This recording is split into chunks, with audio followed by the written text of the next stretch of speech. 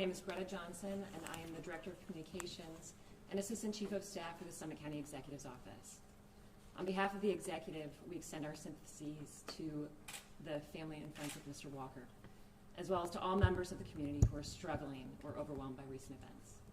And I'm not going to let this platform go to waste, and I'm going to ask all of you who are here filming to help me amplify the message that there is help available for Summit County residents.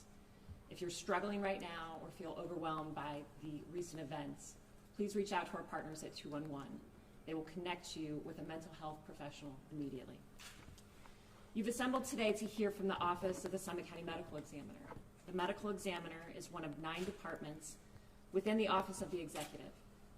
The Medical Examiner's Office employs 3 full-time doctors and 16 additional staff. The Summit County Medical Examiner's Office is a fully accredited organization by the National Association of Medical Examiners. That represents the highest quality of death investigations. We're here at Summit County Public Health, who are not officially affiliated with the Summit County Medical Examiner's Office, but who were kind enough to host us this morning. The Medical Examiner's Office is independent from law enforcement agencies. The work completed by the Medical Examiner's Office is the documentation of autopsy findings and investigation of circumstances related to the cause and manner of death of an individual. During the course of the autopsy examination, evidence related to the cause and manner of death is collected and secured so that it is available for any potential future legal proceedings. The autopsy of Jayland Walker was performed by our Chief Deputy Medical Examiner, Dr. Robert Schott.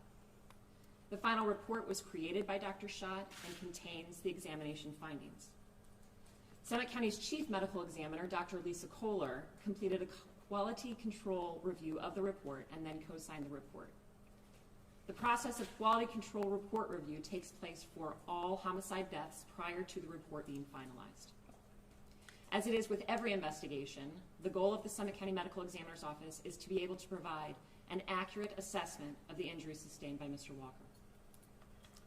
The Ohio Revised Code is clear that the press is entitled to review the autopsy report, and as stated in our advisory, we have put into place a system by which members of the press can make an appointment to review the report. Because of the number of requests received even prior to the finalization of the report yesterday, it was clear that relaying this information to you in this manner was a more expeditious way of disseminating accurate information. Today you'll hear from our Chief Medical Examiner, Dr. Lisa Kohler, who will provide a summary of the injuries sustained by Mr. Walker, as well as some of the findings determined as a result of the autopsy. Dr. Kohler has been Summit County Chief Medical Examiner since 2001 and is Ohio's first female medical examiner. She received her Doctor of Medicine from the Medical College of Ohio at Toledo. She completed her pathology residency at the University of Pittsburgh Medical Center and completed her forensic pathology fellowship with the Chief Medical Examiner of Richmond, Virginia.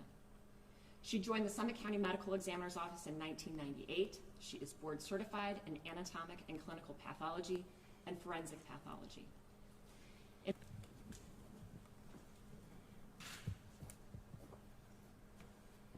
Good morning. Thank you, Greta. I would also like to echo the executive's condolences to the family and friends of Jayland Walker. Mr. Walker's autopsy was completed by Dr. Schott on June 27th and 28th. Once the report was created by Dr. Schott, I then reviewed that report for quality control purposes and then co-signed that report on July 14th, 2022. The first part of the examination involves documenting identifying characteristics and noting medical therapies and injuries.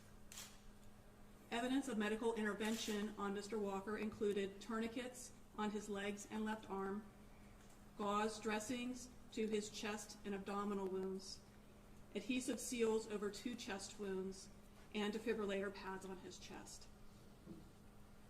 The autopsy determined that Jayland had 46 gunshot wound entrances or graze injuries. A graze injury results when the bullet runs along the surface of the skin but does not enter a specific area of the body.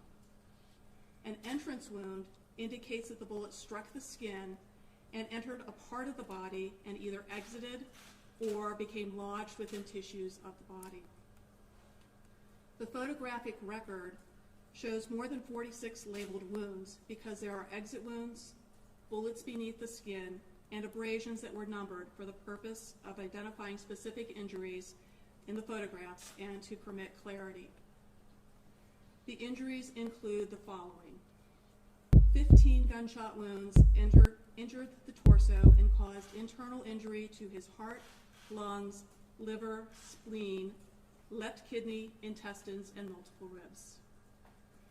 17 gunshot wounds injured the pelvis and upper legs, causing internal injury to the right iliac artery, which is a major artery going to the leg, the bladder, and fractures of the pelvis and both upper leg bones or femurs. 1 bullet struck the face and fractured the jaw.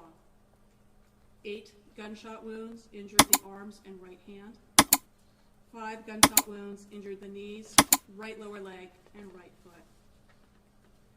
His toxicology screen was negative for drugs of abuse and alcohol.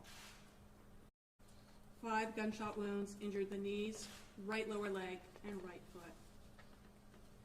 His toxicology screen was negative for drugs of abuse and alcohol. Jayland Walker's death was due to blood loss from his internal injuries. The cause of death ruling was multiple gunshot wounds. The manner of death was ruled homicide, shot by others. Our ruling of homicide is a medical ruling, meaning death at the hands of another, and is not a legal conclusion. The choices that we have for manner of death are natural, indicating that the person is dying from natural disease, such as an infection, heart disease, or cancer. Accident, which would be due to an injury or poisoning that occurred without the intention to cause harm. Suicide is due to an injury or a poisoning that a person inflicted upon themselves with the intent to cause self-harm or death. Homicide signifies death at the hands of another, and undetermined is reserved for those times when 2 competing manners of death cannot be separated from one another based upon our examination and investigation. I understand questions have been raised about gunshot residue testing. First, allow me to explain what gunshot residue testing is and some additional information regarding this testing. Although the technology used to demonstrate the presence or absence of gunshot residues is sound, there are many factors that contribute to false positives and false negatives. Gunshot residue testing can detect specific particles related to the discharge of a firearm, but the results of that testing is not conclusive as to whether the person did or did not fire a weapon. These particles are very fine, and they are easily dislodged from the skin by acts as simple as putting your hands into your pockets or through the action of sweating. A positive test does not indicate that the person tested fired a weapon, and a negative test does not mean that the person tested did not fire a weapon or did not handle or was not in the vicinity of a recently fired weapon. The FBI lab discontinued gunshot residue testing in 2006. Based upon these issues related to the interpretation and testing and the ease with which these particles can be dislodged from the skin, the medical examiner's office discontinued collecting these samples in 2016 and no longer purchases the collection kits to be used by our staff. Because of this, Mr. Walker's hands were not swabbed or tested for gunshot residue. Upon my co-signing the report, members of the executive staff discussed the findings with Mr. Walker's family, and representatives of the family were permitted to view the report prior to this media announcement. Thank you.